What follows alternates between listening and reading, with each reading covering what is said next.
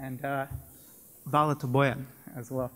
I just have to say before we begin that we should all give a special thanks to Boyan because he's worked extremely hard and he's organized a great seminar today.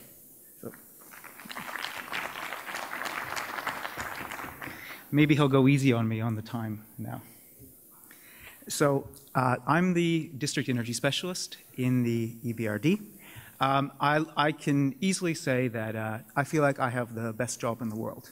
So the EBRD works in a lot of countries outside of the Western Balkans, and I get to visit a lot of these countries and talk about and work on projects to improve their district energy systems and make a real difference to the environment and people's lives.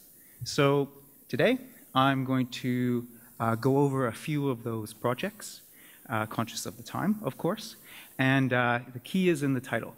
I'm going to take you on a journey from Jordan to Mongolia.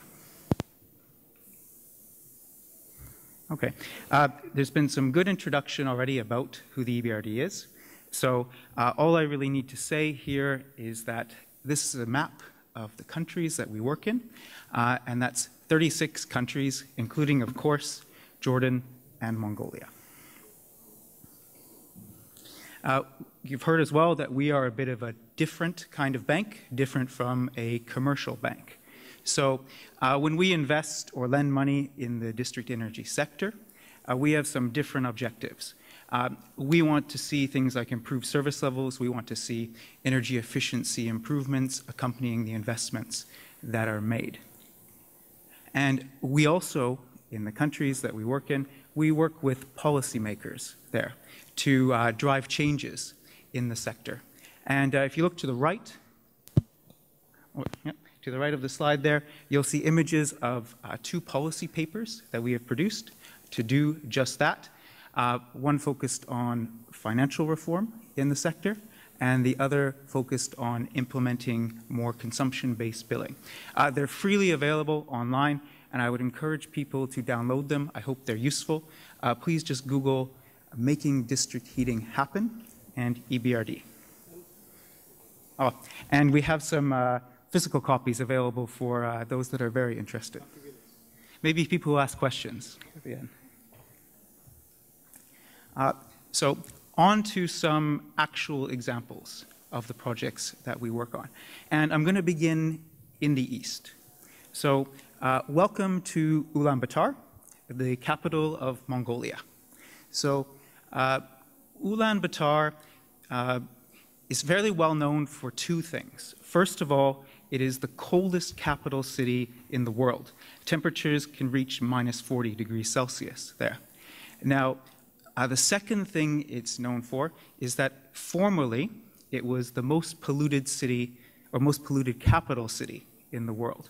I believe that title now belongs to Delhi in India. But what this picture illustrates is just how bad the air quality is in Ulaanbaatar. If you look at the front of this picture, you will see some small buildings, we call this an informal settlement, and you'll see some round white buildings there. In English, we call these yurts. In Mongolia, they call them gur. And this is where about half the city's population lives. And if you look, you may have to strain your eyes to do this, but if you look to the back of the image, you can see the more formal district of the city hidden behind the pollution.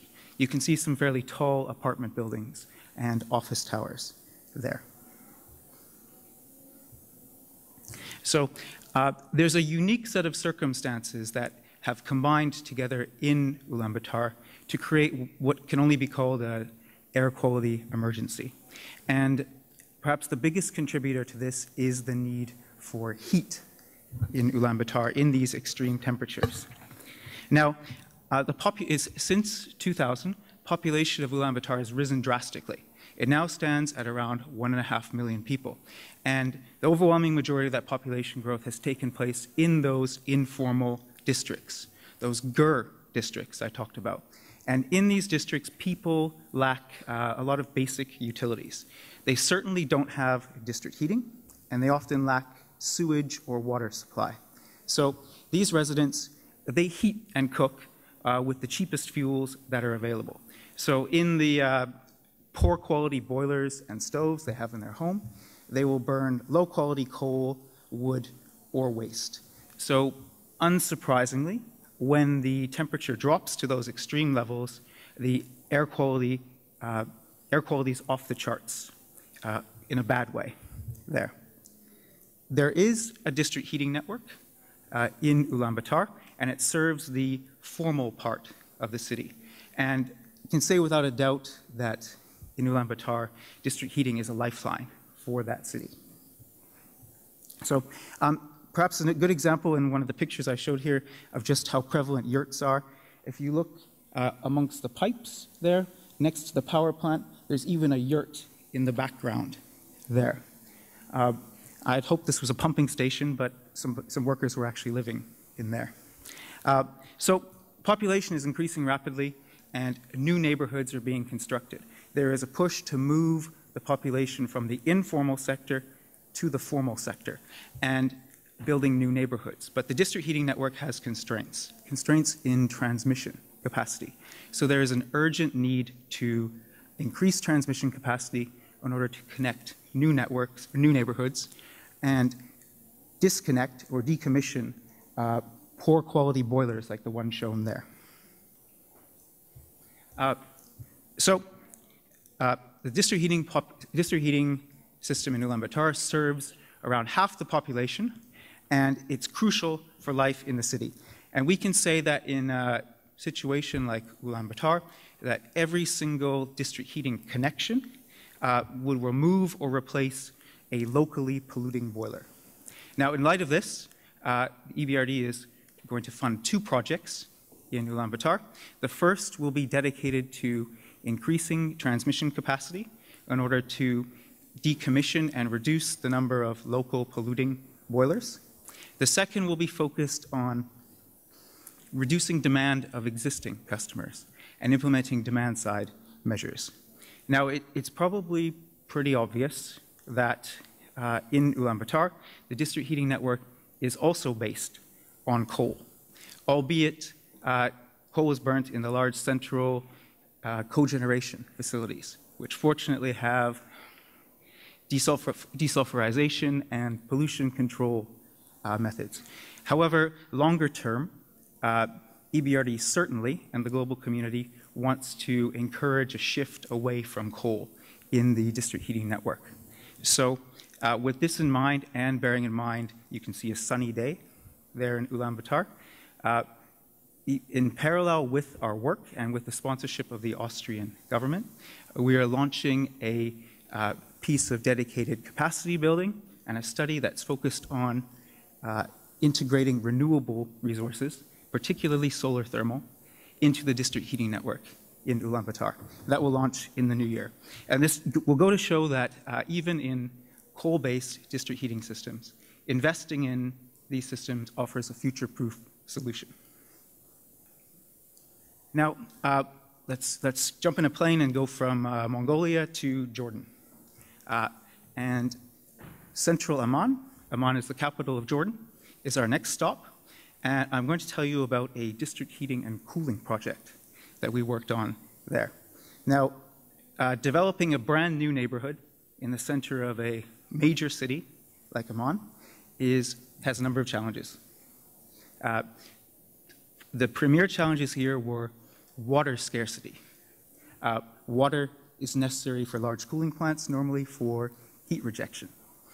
Electricity supply is also a big constraint in a busy city like Amman, densely populated. You'll see the overall plant capacities there below, but it's probably best if I show you a great image we have of the plant.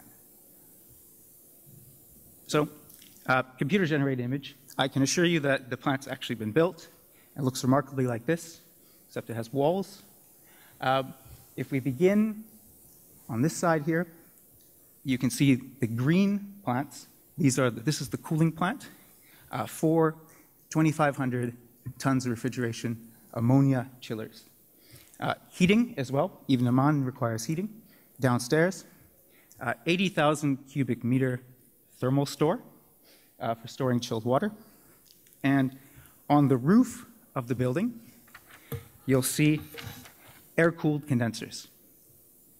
So briefly, I'll talk about how it works. So the whole objective of the plant is to generate cooling in the most environmentally friendly and cheapest way possible for the development. And so it makes most sense to operate your plant at nighttime when temperatures are low and generate most of your cooling, and shift the generation of cooling from daytime when it costs more to run your plant and electricity can be more expensive, to nighttime. So you will run your chilling plant at night, charge your thermal store, and draw it down during those peak hours of cooling demand in the day. I'll also draw your attention to the air-cooled condensers. This was a solution that was chosen for Amman in light of the water scarcity issues that I mentioned. So using ammonia directly in these air-cooled chillers and the unique geographical situation you have in Amman, where nighttime temperatures are actually relatively low, allows you to achieve similar performances to a plant that would have used a cooling tower, also in the Middle East. So Ebrd can't claim all the credit for this. We lent money. We lent around 27 million euro out of a total project price of 42 million. The project has a number of benefits there, but the most important things to draw your attention to are the shift in electrical demand, the reduced water consumption, the use of natural refrigerants. Ammonia is a natural refrigerant versus hydrofluorocarbons, which often are used. And consumers enjoy a lower cost supply of heating and cooling. And these benefits are all compared to had the development gone ahead with individual heating and cooling solutions in each building. Yeah. So let's make our last stop a bit closer to home. Over the border in Banja Luka, a city that's very dear to me. We've worked for a long time in Banja Luka, and I've worked around the region.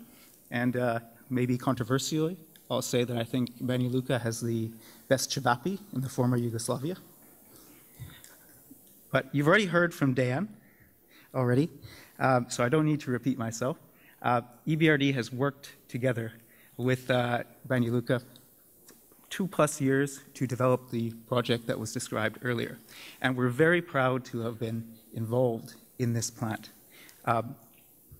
It's fantastic that ever since this plant has come in, the city receives over 95% renewable supply. So we're also working together with them to develop the second stage project in Banja Luka. And as a part of this preliminary work, the Ebrd, together with the city and Ecotoplan, funded a drone-based thermal survey of the network. Now, the drones were fitted with infrared cameras, and they flew over the network, and the objective was to identify the critical points on the network where the biggest leaks are taking place, where there is issues with insulation. Now, this has two benefits. Of course, this will be useful for the planning of the second stage project, but the information has also been uploaded onto the web-based platform that you see an example of there. And the company has access to this information. I hope it's been useful for them in optimizing the network. So I look forward to future cooperation with Banja Luka and eating some more cevapi in the new year. So on that note, I'll say thank you very much to everybody, and I will say that the Ebrd, we look forward to working with people in the district energy sector that want to implement new, challenging, and innovative solutions. So don't hesitate to come talk to Boyan and I.